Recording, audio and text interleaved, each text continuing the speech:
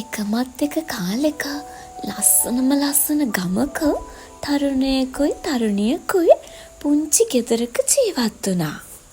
එයාලගේ පුංචි ගෙදර ජනේලයෙන් එයාලට පෙනුණා මායා උද්‍යානයක්.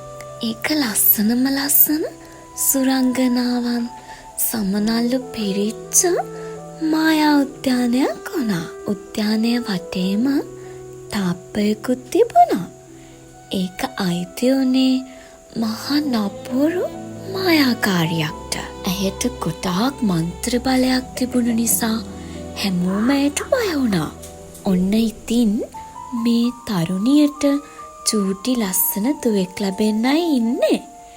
ඇය ස්වාමියාගෙන් මෙහෙම ඇහුවා. අනේ මට අර මායා බලය තියෙන මල් කෝව කන්න ආස හිතෙනවා. ඒ මායා උද්‍යානයේ අයිති නපුරු මායාකාරියක්ටනේ. ඔන්න එතකොටම ඇයගේ ස්වාමියා කිව්වා මොනා හරි කරන්නකෝ. මම මුකුත්ම කන්නේ මට මල්ගෝව විතරමයි ඕනේ.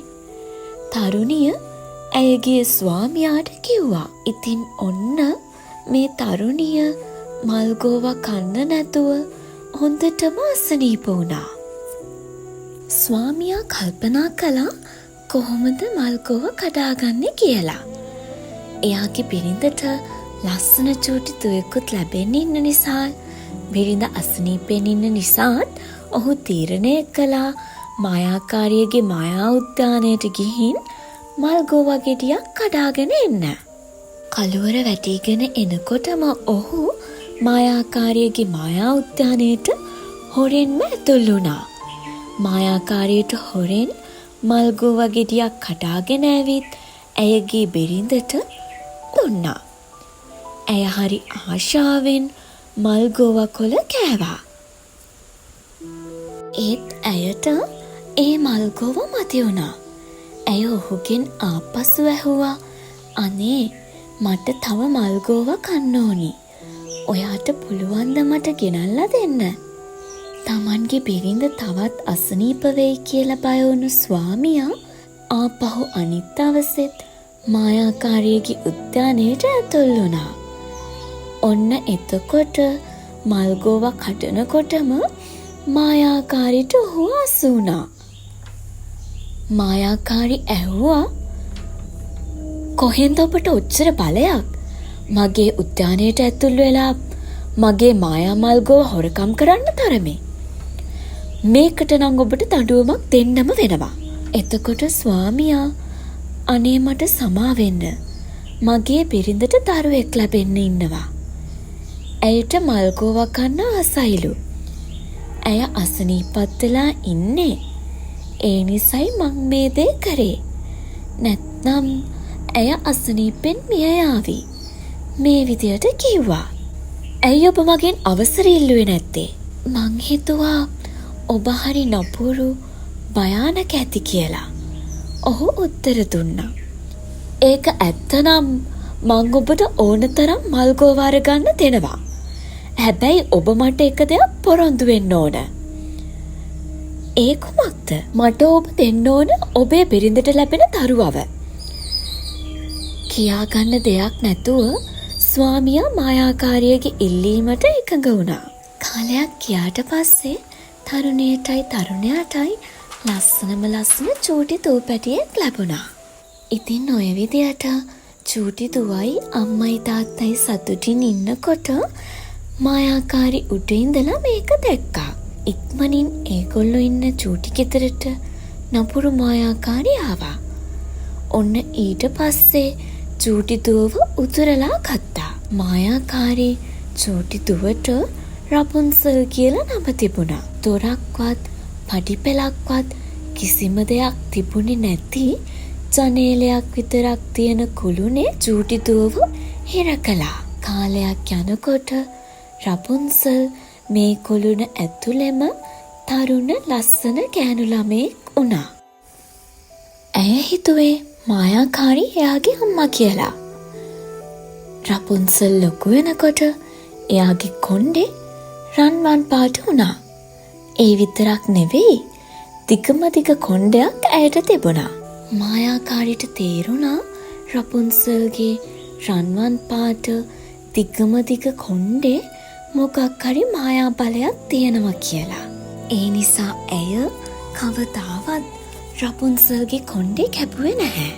මායාකාරීට කුළුණට ඇතුල් වෙන්න ඕන වුණාම ඇය පහළේ ඉඳලා රපුන්සල්ට කතා කළා. රපුන්සල්, රපුන්සල්, මම ඔයාගේ අම්මා. ඔයාගේ කොණ්ඩේ පහළට දාන්න.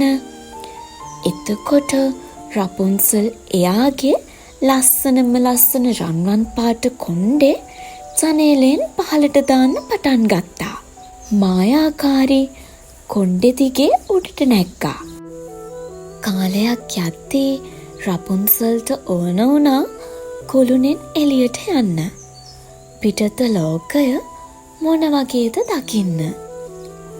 නමුත් මායාකාරී ඇයට කීවා පිටත ලෝකය ඊටාම නපුරුයි භයංකාරයි කියලා. මම මෙතනට ඔයාව ගෙනාවේ ඔයාගේ ආරක්ෂාවට. අනික මං ඔයාට තියෙන ආදරයට නෙහෙම කරන්නේ. ඉතින් රපුන්සල්ට කොයිම වෙලාවකවත් කුළුණෙන් එළියට යන්න ඉඩ ලැබුණේ නැහැ. මේ විදියට අවුරුද්දක කාලයක් ගියාට පස්සේ කැලේ මැදින් රජමාලිගාවට යන ගමන් හිටපු කුමාරයෙක්ට රපුන්සල් සින්දු කියනවා ඇහුණා. කුමාරයාට ඕන වුණා ඒ තරම් ලස්සනට සින්දු කියන්නේ කවුද බලන්න. ඒ පැත්තට ගිය කුමාරයාට දකින්න ලැබුණේ දොරක්වත් පඩිපැලක්වත් නැති උස කුළුණක් විතරයි. කුමාරයා ඒ ගැන කල්පනා කර කර ඉන්නකොට නපුරු මායාකාරී ආවා. ඇය දැක්කේ නැහැ කුමාරයා එතන ඉන්නවා. රපුන්සල්, රපුන්සල්, මම ඔයාගේ අම්මා. ඔයාගේ කොණ්ඩේ පහළට දාන්න. ඔයාගේ කොණ්ඩේ පහළට දාන්න. රපුන්සල් එයාගේ රන්වන් පාට දිග කොණ්ඩේ ජනේලෙන් පහළට දැම්මා. මායාකාරී ඒක දිගේ උඩට නගිනවා කුමාරයා දැක්කා. හා මේක තමයි එහෙනම් කුළුණ උඩට නගින විදිය.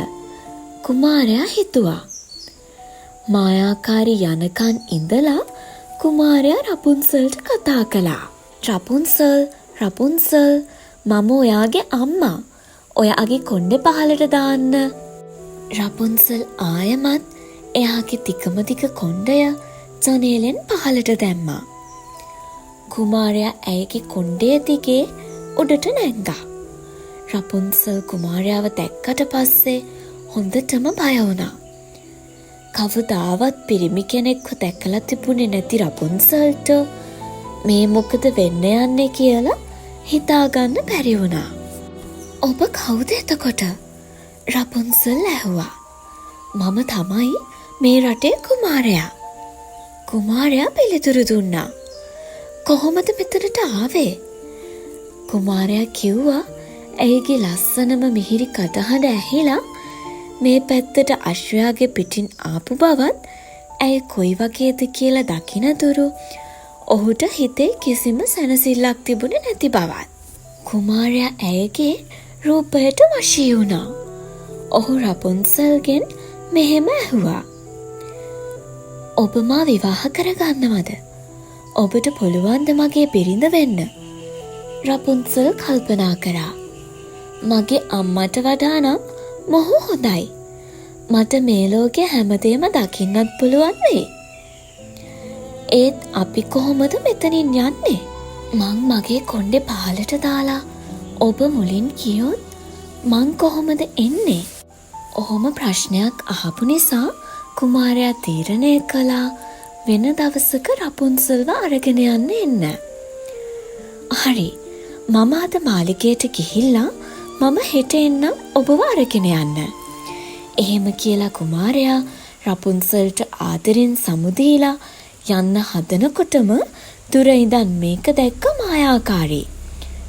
කුමාරයා යනකන් ඉඳලා ආපහු ඇවිත් රපුන්සල්, රපුන්සල්, මම ඔයාගේ අම්මා. ඔයාගේ කොණ්ඩේ පහළට දාන්න. මේ විදියට මායාකාරී රපුන්සල්ට කතා කළා. රපුන්සල් ආපහු කොණ්ඩේ පහතට දැම්මා. ඒක දිගේ උඩට ආපු මායාකාරී හරිම කේන්තියෙන් "නුඹ මෙතනින් බේරිලා යන්න හැදුවේ මොන හයියකින්ද? මම නුඹට කන්න දීලා ලොකු මහත් කරා. Tamanගේ අම්මගේ විශ්වාසය කඩන්න තරම් හයියක් ඔබට. මේ කරපු දෙයට වෙන දේ හිතා ගන්නවත් බැරි වෙයි." මායාකාරී හරිම කේන්තියෙන් රපුන්සල්ගේ රන්වන් පාට දිගම දිග කොණ්ඩය කපලා දැම්මා. ඇය කොයිතරම් නපුරුණාද කියනවා නම් රපුන්සල්ට දුක් විඳින්න ඇයව දුර කාන්තාරයකට යවුවා. පහුවදා හැන්දෑවේ නපුරු මායාකාරී බලාගෙන හිටියා කුමාරයා එනකන්. කුමාරයා ඇවිත් මෙහෙම කීවා. "රපුන්සල්, ඔයාගේ කොණ්ඩය පහතට දාන්න. මේ මම ඔයාව බේරගන්න ආවා." නපුරු මායාකාරී රපුන්සල්ගෙන් කපාගත්ත රන්වන් පාට දිගම දිග කොණ්ඩය ජනේලෙන් පහතට දැම්මා. මේ කිසිම දෙයක් දන්නේ නැති කුමාරයා කොණ්ඩේ දිගේ උඩට ගියා. ඔහු පුදුම වුණා. නුඹ ආවේ රපුන්සල් බලන්නද? ඒ ලස්සන කිරිල්ලි දැන් මේ කූඩුවේ නෑ. නුඹට ඇයව නැති වෙලා තියෙන්නේ. නුඹට කවදාවත් එයාව හම්බ වෙන්නේ නෑ." එහෙම කියපු නපුරු මායාකාරී කුමාරයාව ජනේලෙන් තල්ලු කරා. බිමට වැටුණු කුමාරයාගේ ඇස් දෙක නොපෙනී ගියා. ඔහු අන්ධ වුණා. කිසිවක් නොපෙනුණු ඔහු කැලේ ඉබාගාතේ ඇවිත්තා. මේ විදියට අවුරුදු කිහිපයක් ගත වුණා. අවසානයේ කුමාරයා කාන්තාරයට ළඟා වුණා. ඔහුට ඇහුණා ලස්සන කටහඬක්. ඔහු හිතුවා මේ මිහිරි කටහඬ ඔහු මීට පෙර අසා ඇති බව. ඔහු ළඟ වෙන විට මෙහෙම කීවා. "මේ ඔබද රපුන්සල්?" රපුන්සල් ඔහුව අඳුරගෙන අනන්න පටන් ගත්තා. රපුන්සල්ගේ ඇස්වලින් වැටෙන කඳුළු කුමාරයාගේ ඇස්වලට වැටුණා. ඔහුගේ ඇස් පැහැදිලි වෙලා පෙර තිබුණු විදියටම ඔහුට පෙනීම ලැබුණා. ඊට පස්සේ ඔවුන් දෙදෙනා කුමාරයාගේ රාජධානියට ගියා. රජතුමා රැජින කුමාරයාව හරි සතුටින් පිළිගත්තා. නැතිවුණු කුමාරයා ආපහු ලැබුණු එකට සතුටු වුණා. පසුවට දැනගන්න ලැබුණා මායාකාරී සොරාගත්ත චූටි ගෑනු දරුවා රපුන්සල් බව.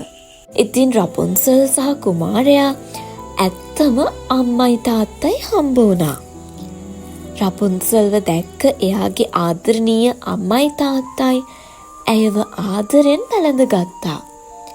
රජතුමා ලොකු උත්සවයක් තියලා මුළු රාජධානියටම ඔවුන්ගේ විවාහය ප්‍රකාශ කළා. ඔවුන් ඊට පස්සේ සතුටින් ජීවත් වුණා.